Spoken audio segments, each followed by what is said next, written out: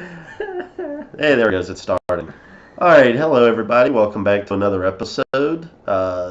We are back. And, of course, I am Jason, I'm Rowan. I'm Jamal. who can't stop looking at his phone. And, Playing Pokemon Go, damn it. We've been playing a lot of Pokemon Go, even with as horrible as the servers have been. Yes. Put the phone down. All right. So, like always, we're going to start off going over the box office, just because. Number one, Secret Life of Pets at $50.5 million. Number two, the debut of Ghostbusters at $46 million. Number three, Legend of Tarzan at $11.1 million. Number four was Finding Dory at $11 million.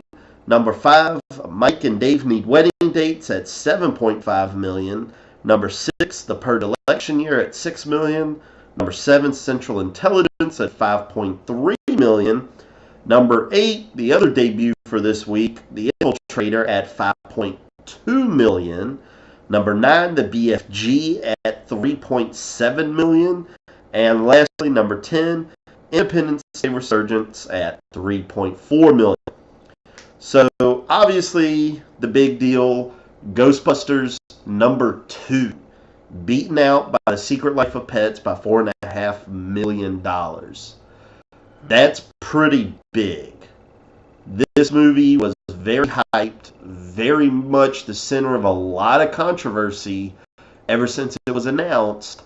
And I think the movie, it cost like almost with like $150 million to make, somewhere around that range, and to only do a $46 million. Now that number's not even including advertisement, things like that they've done, which, I mean, you could easily double the budget with advertising. There's been a lot of advertising for this movie. So sure. You could think, I mean, this movie would have to make $300 million easy just to break even. And it's already banned in China because of the ghost thing. Yeah, China's got a lot of strict censorship rules, and it was banned in China because of the ghosts. They don't want people believing in that kind of stuff over there. So, Yeah, what the hell was that? Oh. Sorry.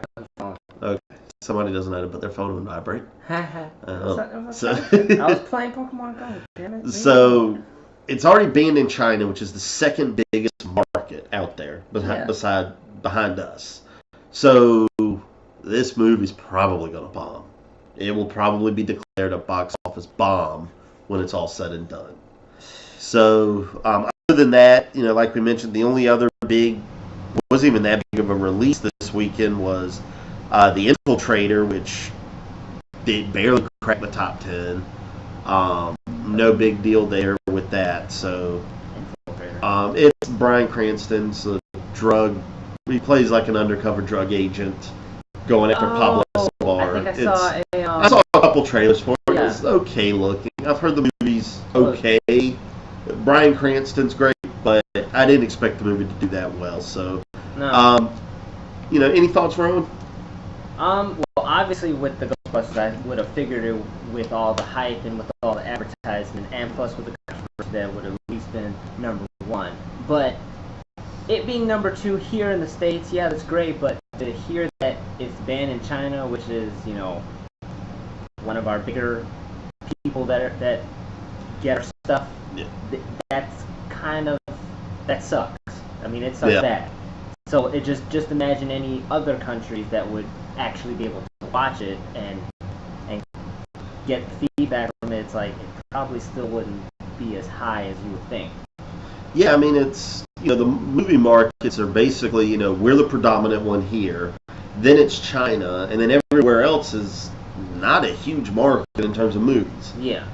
So, like I said, I don't think this movie's going to make back its money at all. No. I'd be surprised if it even does just what it costs to make the movie, not even counting production costs.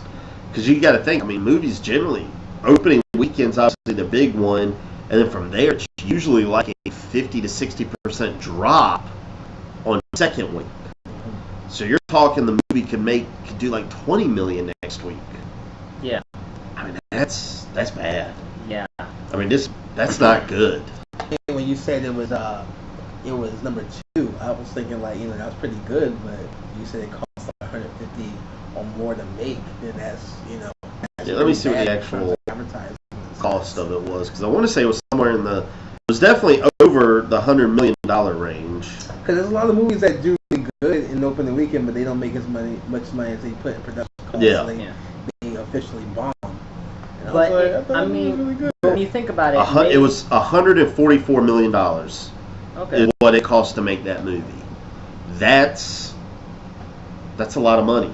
Yeah, it is a lot of money, but maybe, and I'm just speculating that even though it's not going to do as well as we would think it would in the box office, when it actually comes out on DVD, sure, it will recoup its losses. And a lot of movies have done that. Yeah, so I mean, when they get to the VOD market, Blu-ray market, they make more. They make a lot of money. We've seen that happen a lot in movies. Yeah.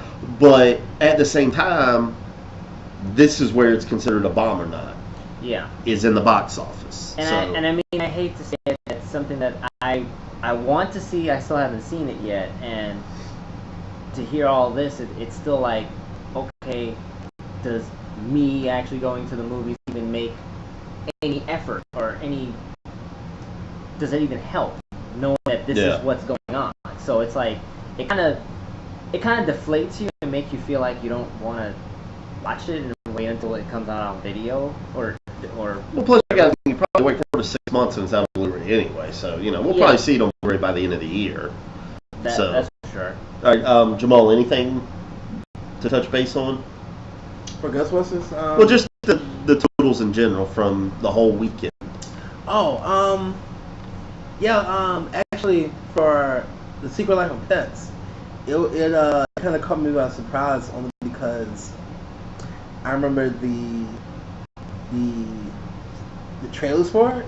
Mm-hmm. You know how they kind of do those trailers where they kind of show you the whole movie?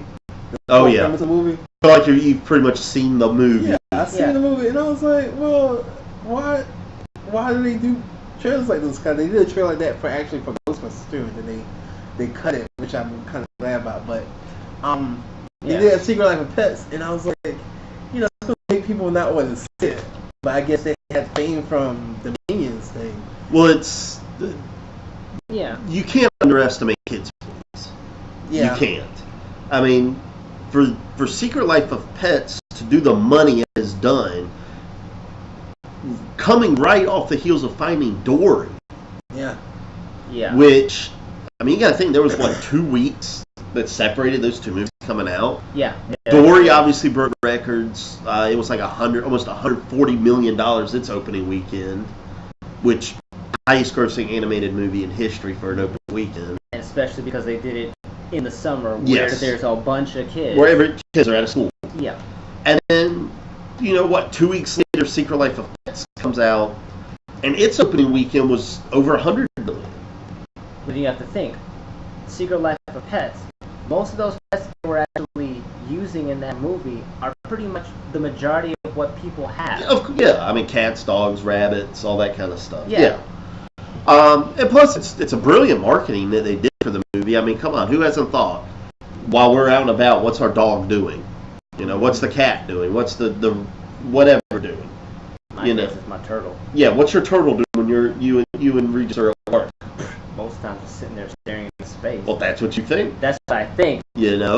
Watch you, bets. Exactly, doing break dancing right here on the floor. Watching you, Sammy. So, any other surprises? Any other comments or anything we want to make about the box office for this weekend? Obviously next weekend we got a very, very big movie coming out. That's Star Trek. Oh yeah. Star Trek comes out this Friday. I'm excited for it. It's been getting really good reviews from early screenings. I'm excited for it. I'll probably definitely, I'm pretty much sure I'm going to go watch it. That'll be pretty good to see when that one comes out, because I think that one's going to make a ton of money. I project easily over $100 million for me. Easily over $100 million. I can see that, but what I'm projecting is that it's going to be a fight between Secret Life of Pets and Star Trek. I kind kind of just see it only just because of that. The reason I don't think Secret Life of Pets is probably still going to be number 2, but I mean Star Trek is going to blow it out of the water. Because, I mean, you got to think Secret Life of Pets will have been out for what? By then, that's its 3rd week out. It'll probably make somewhere about the $30 million range. And Star Trek's going to probably do 100, 120, somewhere in that range, if not higher. So. Oh, yeah. Well, especially since one of the cast members, of course, away. yeah, So, Yelchin passed away. So that's really going to rake in a whole lot. I think that might help. But we'll see what happens next week. Of course, we'll go over that next weekend when we do our show. So, with that out the way, the main topic, really the only real topic we're going to talk about today is what can be done to fix bad movies. Now, obviously there's some movies you can't fix. No. Some of them, even though they're bad, you don't want to fix because they're the good kind of bad. Sharknado. Yeah, The Room. Yes, The Room. Yeah, that's an amazing movie because of just how bad it is. Amazingly bad. Yeah. Don't fix that movie. Let it be like it is. Yes. But there are movies out there, bad ones, that you could tweak a few things and turn it into a pretty good, solid movie. So, kind of all came up with a few options. That a few movies that we're going to talk about, just different things that we think could have helped fix them and make them good movies. So we're going to start with Jamal. Me. What's your movie? Yeah, surprise. Yeah. Put you on the spot. My movie was actually the Purge election year. Okay. And it wasn't, I can't say it was a bad movie only because those aren't my real type of movies, so let me face this. I was invited to see this movie for free, and I haven't seen the previous movies because I've seen the trailers of previous movies, and those types of movies, horror movies in general, they kind of don't click on me, especially the ones that kind of focus on jump scares. And I know this Purge election year wasn't a jump scare; it was just a weird. Did you at least understand the premise going into it? Yes, I knew the premise of from other trailers and watching how they went along with it. So, the things I kind of just have problems with is sometimes I understand it's a movie, and I know there's some sort of belief. But there's some things that happen in the movie that I feel like could have been solved way before things got bad. Okay. There's a limit to what people could prevent things happening, and like I said, I know it's a movie, and certain things happen where it shouldn't happen. So let me give an example, and I have to do this spoiler free, but this is the scenario I have in my mind. Imagine you have like 5 ducks.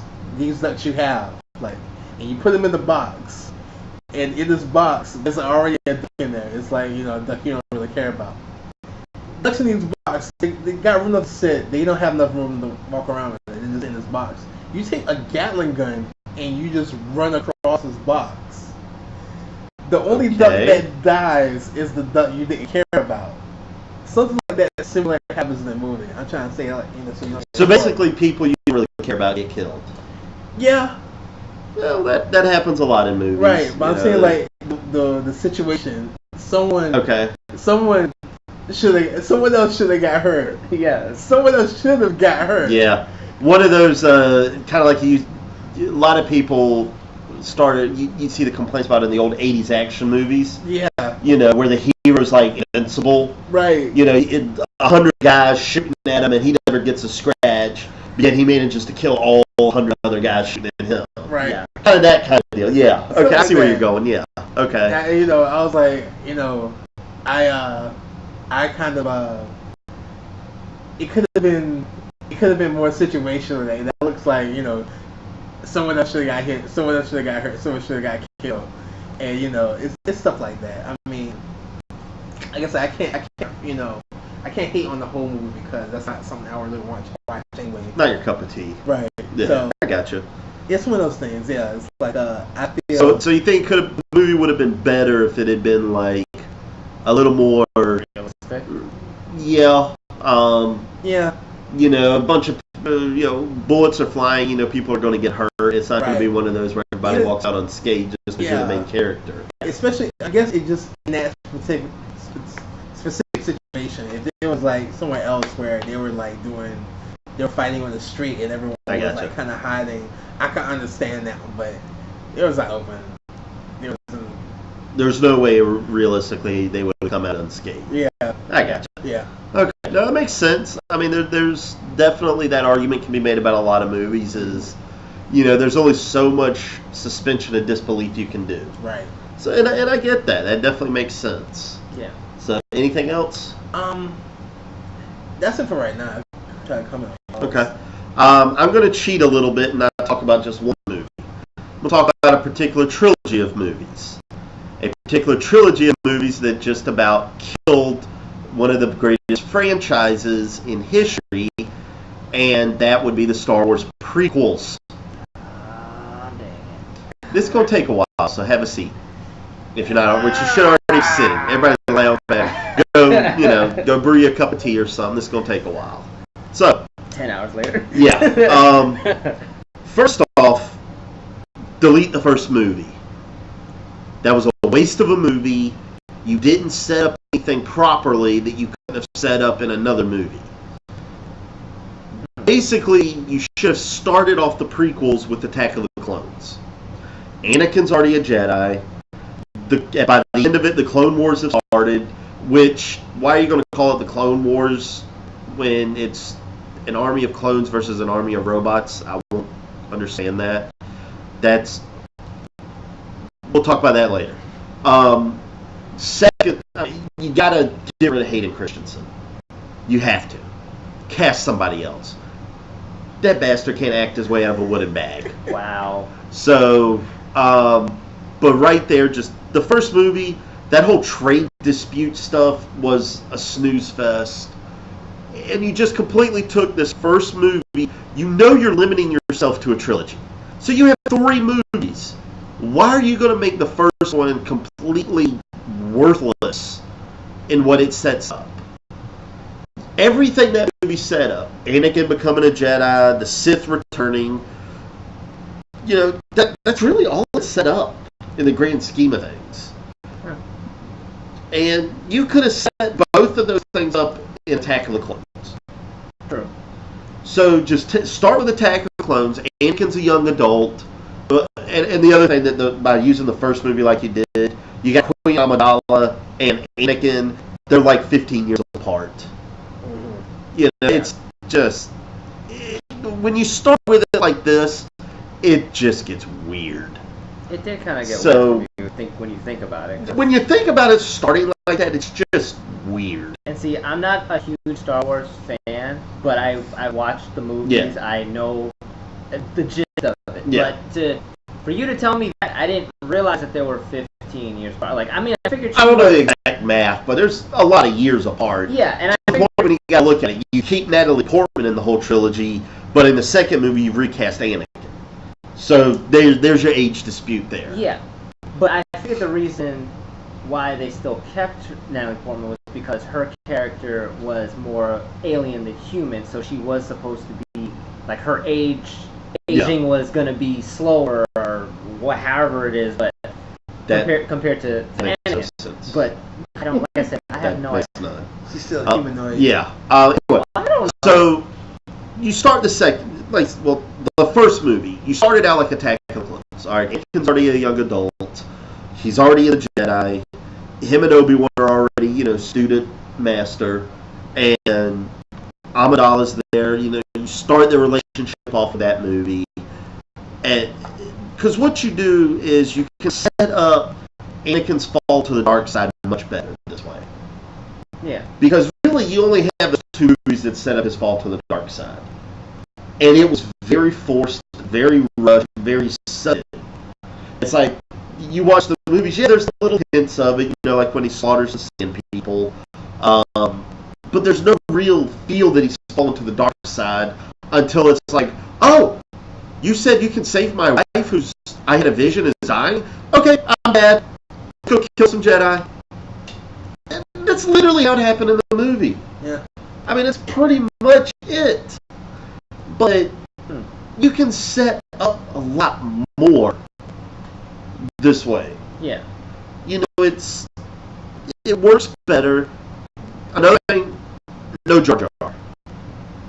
None. Oh yeah. Delete him from the movies. Yeah. He was awful. Less green screen, because that was part of what the performances were so awful. Was everything was filmed on a green screen. Oh. It is I had just no idea. I mean, not literally everything, Yeah, but the bulk of the movie, it was all green screen. I mean, Wow. put it this way: with the exception of Phantom Menace, Yoda was CG. All right, it was actual puppet in the first one, and then he was CG in the other two. So the clone troopers were all CG. For real? Yes. Yeah. There were so many moments in this movie. Just get a bunch of random people. Exactly. To just do it, especially if I don't actually talk. Exactly. But no, they use CG. So there are Okay. the bulk of these movies, they're filmed up against a green screen. And it's hard to act, to show emotion, to show anything when there's nothing there but you, maybe another actor that you're acting. You can't act against an invisible space. And that's part of the problems you had. Obviously, there was an insane amount of script problems, which George Lucas loved to death. You brought us Star Wars, so you'll always be loved for that. But son of a bitch, dude, stop trying to make movies. Just stop. You can't make movies. You got lucky with Star Wars. You haven't done anything good after. Stop. Wow. I think he stopped doing Star Wars, didn't he? Oh well, he did. He wrote, directed all the prequel movies. Okay, I meant like the most recent one though. Oh, no, he had absolutely nothing to do with it. Okay. Yeah, he was like a creative consultant, which is basically, we're just acknowledging you started this, now get the hell out of the way. Yeah. Which, say what you will about Force Awakens, it was infinitely better than the prequels. Mm-hmm. Infinitely better. Yeah. I mean, that can't be argued that it's better than the prequels. Mm-hmm. And if you think it was worse than the prequels, you're just wrong. So just go jump off a bridge. But you got to start with those things. Get rid of Hayden. Delete the first movie. Start it with the Attack of the Clones. Bring the practical effects back. Let CG. Get rid of Jar Jar. Redo the script. We do the whole thing. Is basically what you're trying to say. I mean, you can keep a lot of what was there. All right, you can keep the Clone Wars, Order 66, which I thought was great. There were bits of the prequels that were good. Ewan McGregor was great as Obi-Wan. Mm-hmm. And you can keep Natalie Portman because we know she's great. She's a great actress. She can act. But you got to have something there to bring that out. Yeah. And George Lucas just wasn't doing it. I mean, she did seem bland to me. Well, I'm sorry. I mean, there's Revenge of the Sith, that balcony scene. No, I'm so in love with you. It's only because I'm so in love with you. What the hell was that? I don't know. I was trying to figure out myself. I mean, you watch it and you're just like, no, just end this. Just kill me. It was acting. Yeah. Bad acting. Bad acting. Very bad. So, that's how you can fix it. And you can actually turn this into a very good trilogy of movies worthy of the Star Wars name. And I'll put it this way: the Clone Wars TV series. Oh yeah, that's actually... That should have been the prequels. Yeah. That show was good. That was Gennady Tartakovsky, so he does very good for action.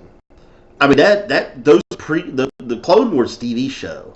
Yeah. Yeah. That was I mean, it was like good. I think 5 seasons, and then it got canceled because Disney bought Star Wars. Yeah. Oh, that one. Okay. Oh, you were thinking of the old one, Yeah. the old Cartoon Network. Yeah. Yeah, that old one. No, I'm talking about newer. Yeah, the CG. Yeah, that was a really good show. Yeah. Yeah. I mean, the Mortis storyline Yeah. that they did was better than the entire prequels. That was only 2 or 3 episodes. Mm-hmm. So in an hour and a half, they did a much better story than 6 hours of movies.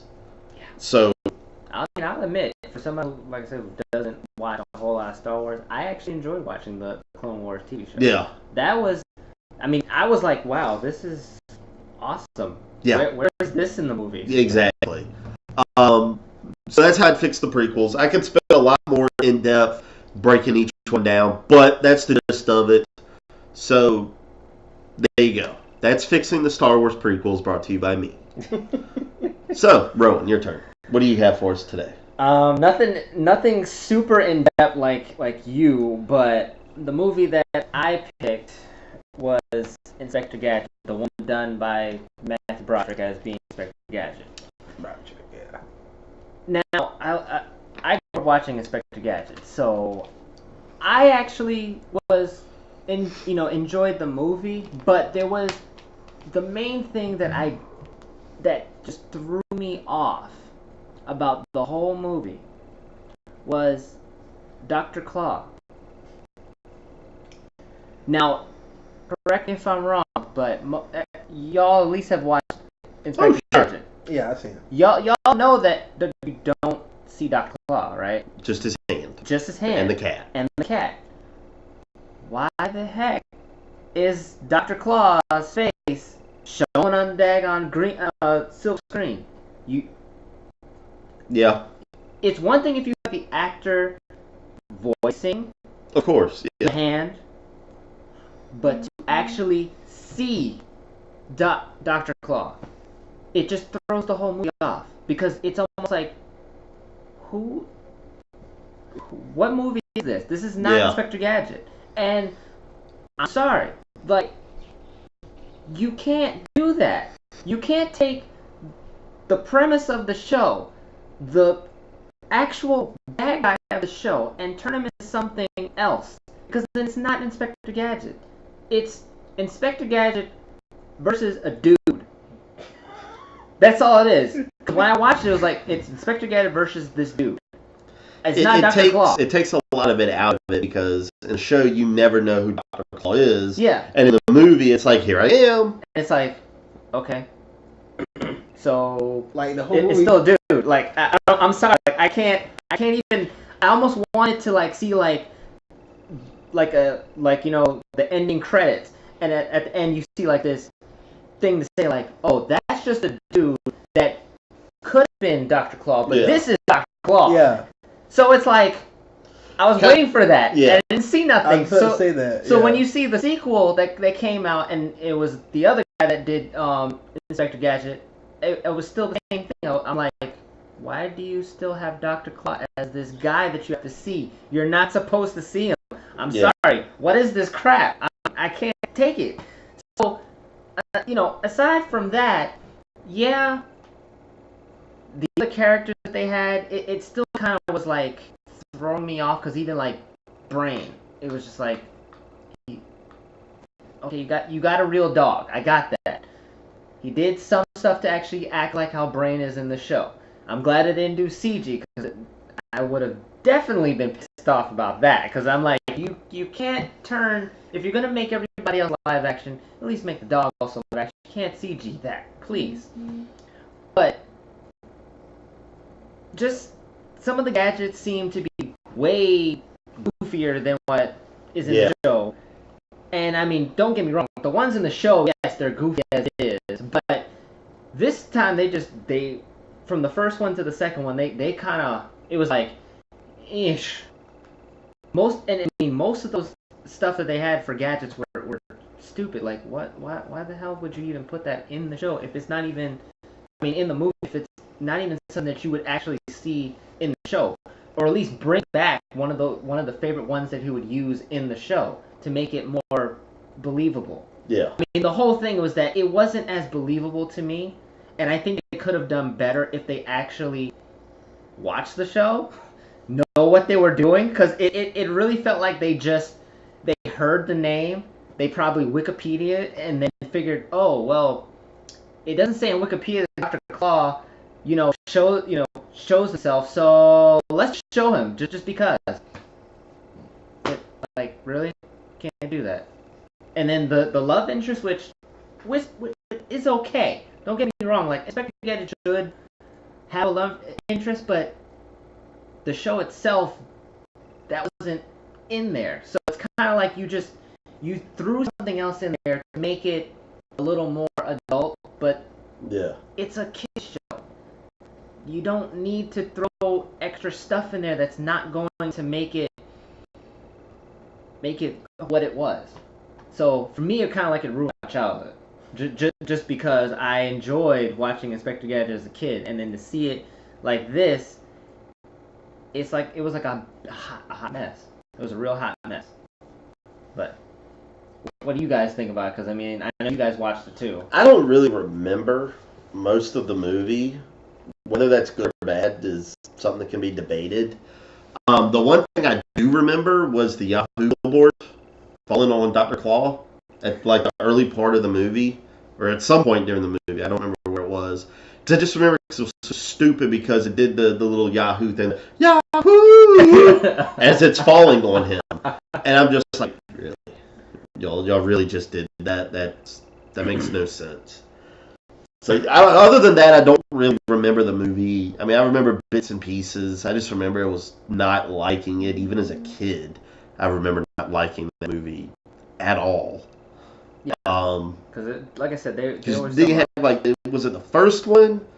I believe it had the evil Inspector Gadget, like at the end of the movie. Yeah, it was the very first one they did that, and it was stupid. It was so stupid. It was very stupid.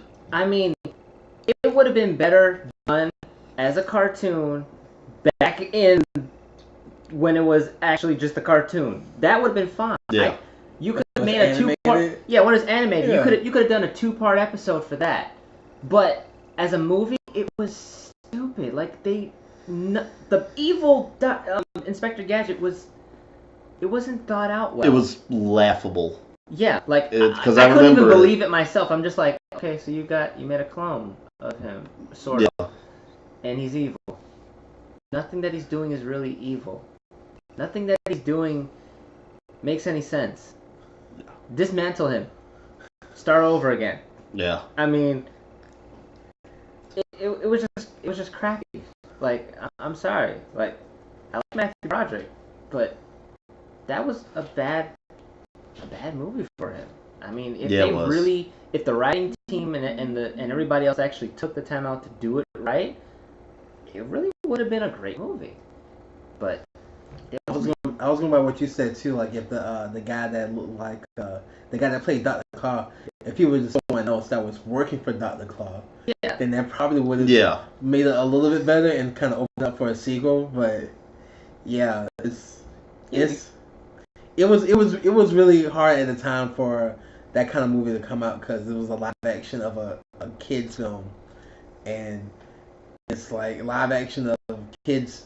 I say kids film, but kids cartoons. Yeah, they really didn't do too well. It's like how video game movies are. You know what I mean? Yeah. So, but yeah, that was just hard to get go. Yeah, and that was kind of a start of a lot of that too, because they were kind of doing all that kind of. I can't remember. God, it was so freaking long ago. Because didn't they do a bunch of other movies like that? Somewhere in that, within a few years of that range. Yeah, you know, that's when they started the Scooby Doo ones. Yeah, there's Scooby Doo. They did like Garfield. Yeah. Just a bunch of ones like that. Smurfs came out. Yeah, Smurfs.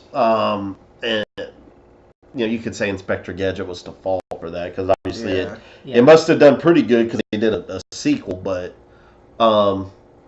The kids that watched it probably never even heard of Inspector Gadget because it didn't happen in their time. So for them, they're just like, oh, this is cool, and then that's how they made the sequel. Yeah. But us people who actually watch the show are probably like, why did I spend this money to watch this? This is not Inspector Gadget. And kind of going with what y'all were saying about how maybe what they should have done was the main villain of the movie should have been somebody working for Dr. Claw. Yeah. Kind of like, to me, it was one of the only few, actually, probably about the only good thing about it, that first G.I. Joe movie. Oh, I was just about to get to that. And it reminds me of that is because I liked how they did that. Yeah. How, the villain wasn't Cobra. Mm-hmm. Cobra turned out to be, the villain of that movie ended up being Destro. Mm-hmm. And Cobra was the doctor that working on. I thought that was great. I loved how that turned out. Yeah, that was a good plot twist. Yes. There because you as a moviegoer were expecting to see Cobra right there. Well, especially with, the rise of Cobra. Yeah. But then to see Destro being the one to take the lead, and then when you... Well, at the time, obviously you don't know that it's Destro. It's just, who's this guy? Yeah, who's this guy? Who is it? And then at the end of the movie, you're like, oh, he gets turned into Destro. Yeah. And then you have this little puny doctor guy. It's like, holy shit, that's Cobra. Yeah. I was like, oh, that is cool as hell. So when you get... That's the only good thing about that. And then when you actually get to the sequel, then you're like, holy crap, everything that they did in the first one, now it not only does it make more sense, but it's like, well, hot dang, they really stepped up, especially as Cobra, because you would have never really thought of any of that stuff. It's just like, wow, that's something more realistic, and that's why I did like the G.I. Joe, both G.I. Joe movies. Yeah, I wouldn't say I liked the first one. First one wasn't that good. The first one really mirrored the cartoon very well. They had so many different people on there. Like everybody was in that movie. They even had that little training underwater scene, and they did an intro of G.I. Joe, and I was like, they have the only difference is people actually died in this one instead of like the G.I. Joe show where everybody misses. Yeah. Everyone that was actually the cool thing about it, was that people actually died. I was like, oh, okay, great. Yeah, and then the sequel, just say what you will about the sequel. That's a whole different topic for another day. But it's a bad movie that can be fixed, can it? I don't know if you can fix what's wrong with G.I. Joe. That movie that they first either one. No, I don't think it can be fixed. If you're trying to keep it the same way as the cartoon, I think the first G.I. Joe did pretty good. Yeah. If you're trying to make it realistic, then the second one did it. The second one was kind of. Well, even the second one was just. Come on. And then of course, the second one right off the bat, they killed Channing Tatum's character just right at the beginning of the movie. That's when you know you're bad. When you start from the first one as bad as it was, once to get killed off at the beginning of the second one, okay, we know where this is headed. Yeah. I was like, okay. Well, let's go. Let's change gears a little bit. Let's go with that. Yeah. Is it movies that just you don't think could be fixed? Oh. Movies that Avatar. Right off. Last Airbender. That sounds like Avatar. No, we're talking about Last Airbender. I knew what he meant. Yeah, but yes, that's a very Street Fighter. Which one? The first, the one had Jean-Claude Van Damme in it. Yeah. That was really funny. That was so bad it was good. I will defend that. Okay. Now, I want to make sure. Now, the Legend of Chun-Li. That one is. I don't think you can fix that. No. I mean, let's be real. Right off the bat, I think kind of what we were talking about last week. Yeah. Beginning of the movie, when Chun-Li's little girl, very clearly Asian. Yeah. And then she grows. Oh, it's white now. Yeah. The white chick. I just. Puberty hit her hard. Yeah. She's Asian and she grew up to be Caucasian. The puberty hit her hard in that one, man. Woo! She changed races. I was like, what the crap is this? Yeah, I don't think you could fix The Legend of Chun-Li. No. And what made it so bad was they wanted to make that as the big anniversary deal. It's like, oh, look, it's like Street Fighter's 20th anniversary or whatever the hell it was. That was a bad anniversary. Well, because they did it with like the big box set, the games, and then they wanted to do that. And that movie was, oof. I don't think that's a movie you could fix. No. I don't think there's any fixing Legend of Chun-Li. Because even like what? Because Vega was in it too, and even he was that one guy from Black Eyed Peas. Yeah. Yeah. Yeah. That was just Bad completely miscast there. How- Man. I mean, like, he looked like he could have worked, but he didn't. But he didn't work. You know what he was doing. I mean, That's he's what supposed to be this like intimidating assassin. But he doesn't do anything. Yeah. He looked like the guy. He basically was like, "Who the heck is Vega?" Like he just had that look on his face, like, Yeah. "Who am I playing again? Why do I have this?" Because if you told me like cast him a Vega, I would have casted him by just looks alone. But Yeah, looks alone. I Yes, was like, yes, he did. He did Yeah. at least look like Vega, but Yeah. to act like Well, even no, that, I mean, he was like, he's like, "Who am I again?" well, I mean, I don't even think he really had the look. It was just the mask and the claws was all he had. He didn't really And I look think like Vega. anybody else could have done it, but once Yeah. the mask came off, that's where it's like you're still not even acting like Vega. That's what threw me off. Yeah. It was just like a dude wearing a mask and the claw thing. That's it. So like anybody could have done it.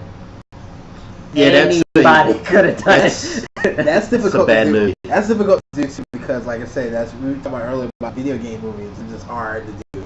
It's really hard to do video game movies, especially when when it's a fighting game. Yeah. And Yeah, I mean, it's fight. I mean, well, I mean, it can be done right. Look at the first Mortal Kombat. That was a good movie. Yeah, the first Yeah. Mortal Kombat, That's not I think- even a bad movie that's good. That is an enjoyable movie. Yeah, I mean- think that was the only one that they actually did right. That they I mean- actually they actually thought it through. They were like, okay, we're gonna cast these characters. Yeah. We're gonna get the people to actually be these characters, and they literally were like, here's the script, here's the characters. Study your characters. Eat, breathe, sleep your character. Be this character. Even the guy who was Scorpion, I don't even know who that guy was. Like, Yeah, I mean, but it was good. It was that dang I was unbelievable. about to say, like, the storyline was kind of It was- rushed or whatever. It was a little cheesy. Yeah, but since it was more combat, you went kind of went there for the fight Yeah, anyway. you're there And for that was- fighting. and that was perfect. Like, Yeah, that the fighting was good. That The was characters flawless. themselves were good. Yeah. Yeah. It's just the story made not much sense. Like I was just And like, you know, what with am that- I watching? Yeah, But let's be honest, who even, I mean, with the exception of probably the newest Mortal Kombat games that had a real good story to them, yeah, whoever really played a Mortal Kombat game for the story? right. Nobody Nobody. cared. You just wanted to do the fatalities. Wait, there was an actual story for Mortal Kombat. Exactly. I didn't even know that. I was just like, but- I'm playing the game. All right, now just to kind of get back on topic with what we were going, what are some other examples? Movies so bad they can't be fixed. I will throw probably a couple suggestions. The latest Terminator movie. Oh, Oh yeah, I didn't see Genesis. that one. I didn't see that one. I haven't seen it, but Don't. something about it just Don't. doesn't make Just me don't. want to watch it. It's- Like, I almost feel like I'm watching the same Don't. stuff Just that don't. I watched with the first. I felt like it. Don't. For Just the, skip it. For the trailer, it looked like it was better than the third movie. Rise of the Machines. Yeah, I think that's. Oh, with the female Terminator. Yeah. Yeah. No, that one was better. Oh yeah. Yeah. Huh. I didn't see This that one either. yeah, the thing that ruins Genesis is its story. The plot to movie ruins it. It's bad. Because it is I mean, like you literally- time travel to It's like a space. double time travel thing. No, it's triple time travel. Oh, it's true. Here's why. All right, and it's never explained in the movie. Okay. Spoiler alert if you have not seen the movie yet, or if you just don't care, keep watching. Yeah. A Terminator, an Arnold Terminator, is sent back to when Sarah Connor's a child and saves her. That whole storyline is never delved into. Who sent this Terminator back? None of that. You have no idea. Okay. But Terminator went back to when she was a child. Her parents were killed. This Terminator raised Sarah Connor.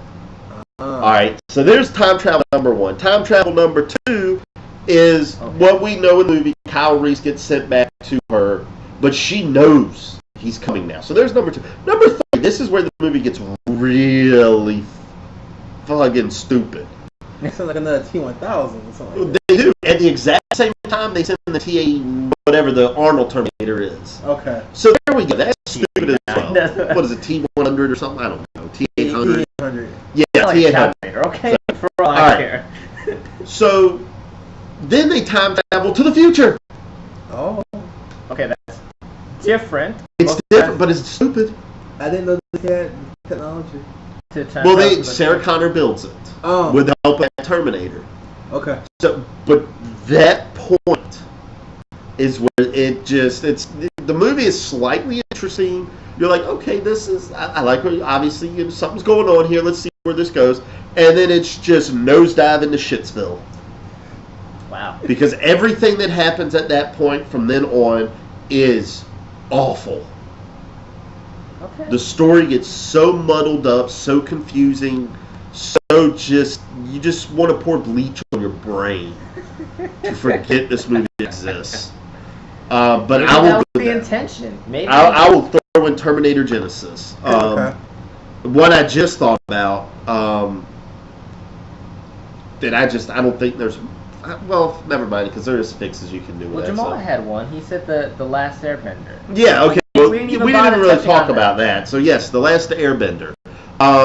Everything Yeah. is bad. That whole there's- thing shouldn't have existed. No. Obviously, M. Night Shyamalan did not watch Avatar from Nickelodeon. He heard the name, Wikipedia the general gist of what Well, it's supposed to be. it's and literally then like just somebody- let me make a Bollywood movie out of it. That's all It's it literally is. like somebody just saw this show was so popular, which it was insanely popular when it Yeah. came out, Yes. and basically was just like, oh, there's a show called Avatar on Nickelodeon. Oh, it's about people who can do stuff with various elements. Okay, that's all I need to know. Let's make a movie. Like, That's about it. yeah, that's what I'm saying. He didn't watch the show. You know your movie's off to a bad start in every capacity when the way you cast your lead. What's the kid's name? I can't even remember. Was it Aang? Yeah, The Ong. Was that the movie version, right? Yeah, Instead that's of the movie Aang, version, which yeah. was the show. Yeah. Off a YouTube video. That's how they cast him, was off a YouTube video. Oh, yeah. So wait, he's a This kid had no acting, nothing. He Wait, submitted wait. a YouTube video of him dressed up like the character, doing some martial arts stuff, and he's like, there he is. That's our actor. Okay, I'm sorry. What? That is from what I heard. It's called Vegas syndrome. Yeah. What? He looks I'm like sorry. Ong. That is He looks like Ong. wrong. And then I mean, you don't end the movie. wrong. The movie doesn't have an ending. It's one of those, like, so many movies lately that it's just awful that they do Because it. they were No. supposed to. It was supposed to be a trilogy. Yeah, but And- who's gonna do the other two after watching the first one? They're like, Well, here's the problem. F this. And that's my thing I hate that a lot of movies are doing is when they set up sequels, it's lazy. Yeah. It Yeah. is lazy. It is That just made me think of a different movie. Keep going. That it's just lazy writing to me. It's lazy filmmaking when to avoid having to explain things. You're like, oh well, we intended to make a sequel. No, you're damn lazy. Yeah, you're supposed to like finish the movie and You know, set up the sequel. Exactly. yeah. It happens all the time, numerous times when franchise or attempted franchises try this to set up sequels so that they don't have to explain. Like, oh, well, we're going to talk about it in the sequel. You don't know it's going to be a sequel, and 9 times out of 10, there's not a sequel because your movie sucked. Mhm. Yes. And that was what this movie was. Yes, by all stretch of the imaginations, at the start of making this movie, this could be good. It's going to be good. I mean, And I can see why they wanted to do a trilogy. I saw the trailer for it. The trailer looked really The good. trailer was amazing. The trailer was one of the best trailers ever. A Yes. lie. that was where you say the cake was a lie. Yes. So, Serious lie. yeah, there you go. That's a movie. You can't fix that movie. No. What's the one you just thought of? The most recent Fantastic Four. Oh, yeah. can't- Well, like they well- did the try to set up for the sequel. They did, yes. I mean, the reboot was. I get the fact they wanted to do a reboot. I guess they wanted to try to make it a little bit darker compared to. Grittier and darker, which is what everybody seems to think is what people want. But Fantastic Four has always been a family-oriented group of superheroes. You can't turn them gritty and evil and well, not evil, but like can't turn them gritty and dark because none of their comics were ever that gritty and dark. They were always more. That could be argued with some of the other comics, but I think what ruined that movie, and I think for those who have seen it, it could be almost unanimously stated the first part of the movie was good. Mm-hmm. But then the last part of the movie is where it just nosedived to Shitsville. And you could hear all the director Josh Trank basically came out and said, yes, the studio basically prevented me from making the movie I wanted to make. And that's an argument you could definitely make with this movie because you see the potential it had, and then it was like just a switch was flipped and the movie went to crap. And that could be a point that was argued. Maybe his intended version was a good movie. We won't know. We'll never know. Yeah. So that could be an argued point about Fantastic Four. Am I defending the movie? No, it's still a god-awful movie. It is one of probably the worst comic book movies I've ever seen. And that says a lot. Better than the earlier Fantastic Four movie. They always had the problem with Doctor Doom. They never get him right. They always had a problem with Doctor Doom. Doctor Doom was supposed to be a dark, gritty character, but it was like you have this dark, gritty character amongst you have family-oriented, wholesome people. You have the greatest comic book villain. Yeah. I mean, he is. That's what I'm saying.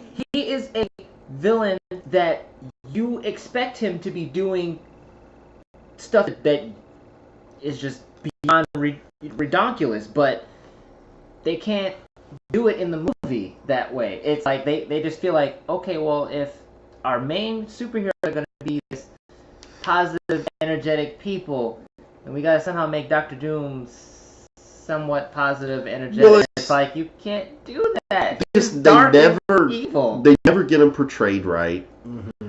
His powers are never done right. Yeah, because I'm sorry. It was also one of those things where the actor playing the character, they always want FaceTime, so you see it a lot more. That kind of happened. Which is even in that the two movies before. Yeah. That was the big thing I had an issue with is Doctor Doom is never supposed to have his armor off. Yeah. Yeah. I mean, it's fused to him, basically. About to say, because I was like, he never really showed his face. Well, he can't, because literally the armor, if I remember correctly, is actually fused to his body. He can't take it off. Yeah. But it's been so long, I don't really remember all the details. Which is why I'm like, how is it that but yes, in the movies, he's always finding ways to take it off. Look at what happened. The original movie, not the original, because there was one before that. It was Shall Never Be Spoken of Again.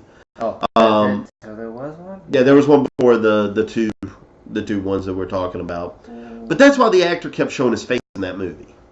They come out with the Silver Surfer one, and it's like, oh, look, everything's reversed. Now I'm showing my face all the time. Yeah. No, it's just because he had to make some money, and it's like, oh, we got to show his face. Nobody cares. But obviously, he didn't read the script enough, or at least know who Doctor Doom was, to know that you don't show your face. You are just the voice of this evil character. That's it. I mean, that's honestly movies like that where an evil character is not supposed to show his face. Why is it in the movies they want to show him their face? You cannot do that. It ruins the whole movie. So, we could, again, go a long time on the Fantastic Four, so... Yeah, let's any other movies that just are so bad they can't be redeemed? There's no way to fix them. What about the Transformers movies? I mean, the first one was you could... I wouldn't say they're non-redeemable. Yeah, they're not redeemable, because if anything, the fights are still pretty good. Yes. Yeah, the fights are pretty good. And then there are definitely, especially like this last one, obviously the big thing was the Dinobots. Yeah. But yet in the movie they're only in there for like 10 minutes. Right. Yeah. Expand that, make that a more chunk of the movie, and I think it would have been a lot better. Mm-hmm. Yeah. It would have helped. It would have been more interesting that way. Yeah. That's one of those movies you can make some changes to.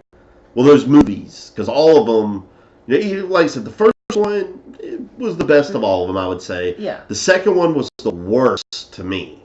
I could not stand the second one. Third one was better, but it's not still, good. Yeah, The fourth one, same deal. It was okay, but that's. Well, my thing is that one thing they could have tried to fix, which I know in the original, and I'm talking about 1984, 1985 Transformers, that when it came to the list of Autobots and Decepticons, Yeah. it seemed as though for the Decepticon side in the movie, There's a lot, but they kept the majority of them. Yeah. Whereas the Autobots, except for Optimus Prime and Bumblebee and Ratchet and Ironhide, you had other people that you're like, who the hell? Where the hell did they come from? After the second movie. Yeah, I mean, after the second movie, you just had a bunch of other people that just came out of nowhere. Well, no, what I was going to say was like with Bumblebee and Optimus. I mean, after the second movie, they were pretty much it. Yeah. Because the third movie, they are the only ones that really got screen time. Yeah. And in this last one, same thing. Yeah. Optimus was the focus on the whole movie more so than anybody else. Which I mean, yes, Optimus. But it's Optimus. No, but I get what you're saying. Is like because you had was it the second one that had all the Autobots? Yeah. And the problem was that none of them got screen time. Yeah. You had RC, who that motorcycle squad was just dumb. Stupid. Yeah. Because RC is a good Transformer female character in the shows. Yes. But it's like you ruined her, one. Then you have these two knuckleheads, Skids and whatever the heck. Mudflap and I think it was Mudflap and Skids. Yeah. Those two are retarded. Why did you even bother putting them in there? And then they're not even in there for the third movie. It's like, where the heck did they go? Well, they get more screen time than better characters like RC. Yeah. RC should have got more screen time than me because I think that would have been a much better thing you could have done was have RC with more screen time. Yeah. I agree with that. And then of course the fourth one is pretty much all Optimus. Yeah, because I'm like, you have Optimus and you have Bumblebee, but then you had these random people. Well, they even didn't they kill Ratchet at the beginning of it. Yeah, Ratchet. Because Ironhide died in the third one from Ratchet Spock Transformer. Yes. I don't even remember the character's name, but I just remember Leonard Nimoy did the voice. I can't remember.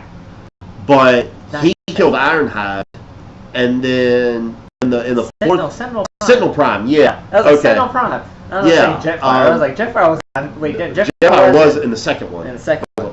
The old ass man, which I'm like, really? Yeah, with the cane and everything. That was so bad. But anyway, going back to the fourth one, as you said. And then in the fourth one, I mean, it's really even Bumblebee takes a bit of a backseat. Yeah. It's pretty much the fourth movie was one with Galvatron, right? Yeah. Yeah. Yeah.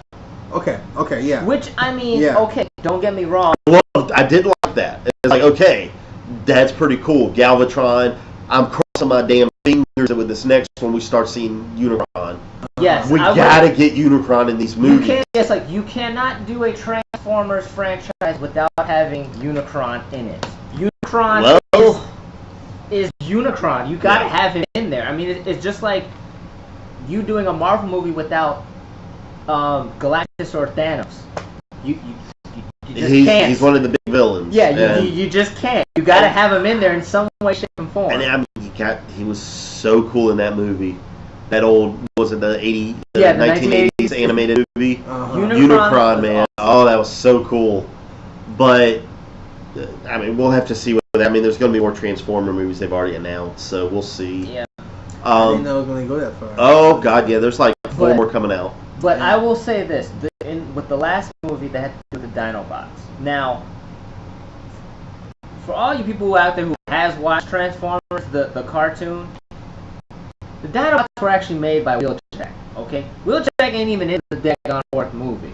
So, you just find out that these dinosaurs are just there. The Dinobots are just somehow made. Well, they were like prisoners on a ship or something like that, wasn't it?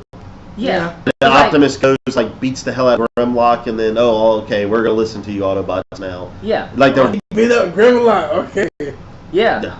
But it's like, in the cartoon, Wheeljack makes them. He literally just goes like, oh, there's some dinosaur bones. I got some metal here. Make some Dinobots. Okay, do it. And you could say, I mean, the Dinobots are a very memorable part of that old Exactly. cartoon. That's why I'm like... They changed the origin story for him, but yeah. Yeah. Well, like, they really did. Like I said, it really was like if I remember right, the Dinobots were like prisoners on a ship. Yeah, they were prisoners on a ship because they were originally created by whatever beings that made whatever the hell. Yeah, whatever made the Dinobots there, and then they were prisoners in that ship. Yeah. And then Optimus Prime and his crew went and in a sense saved them. Well, then it wasn't even just the shit out of Grimlock, and it's like, okay, we're gonna listen to you, Optimus. Here, jump on our backs while we freaking tear apart. I mean, I'll admit, for what the Dinobots were there was great. Oh yeah. Seeing them basically rip apart the Decepticons, that was just some beautiful filmmaking. I mean, but there needed to be more. Yeah, there needed to be more. Plus, it would have been nice to hear Grimlock say something. Yes. I mean, it was just like he was just a freaking T-Rex, and that was it. Yeah. You didn't even... wait, did he even transform? I don't think he even transformed. He did, because after when Optimus fought him, he transformed into like I think he had that humanoid form, and then of course it was T-Rex form. It was mostly the T-Rex form that we saw. That's why I was like, it was mostly the T-Rex that you see, but there were a few moments, like I think when Optimus fought him, it's been so long since I've seen the movie, so I refuse to watch it again. But if I remember right, Optimus actually fought him in a humanoid form, but it was just such a bonehead, pathetic fight. Yeah. It was over in a few minutes, and then it's like, okay, so, yeah, we need the help of the Dinobots to defeat these guys that we can't beat, but we're going to beat the shit out of the Dinobots. Because we can. Yeah, I mean, it kind of threw logic out the window, because I'm like, if you can beat the Dinobots, why can't you beat come on, it's Transformers, you can't use logic. Yeah. We can't allow logic to move about giant robots from another planet. So, we'll just leave that up there, but, anybody got anything else? I think that was all I can think of the movie. You guys? There's plenty more I want to get into. Yeah, I mean, we could go forever on this, but I just kind of something to go over today, so, that's our show today, and we'll be back next week with some more stuff. Don't know what the hell it'll be, but we'll figure something out. Yep. So until then, I'm Jason. I'm Rowan. I'm Jamal. And that's our show.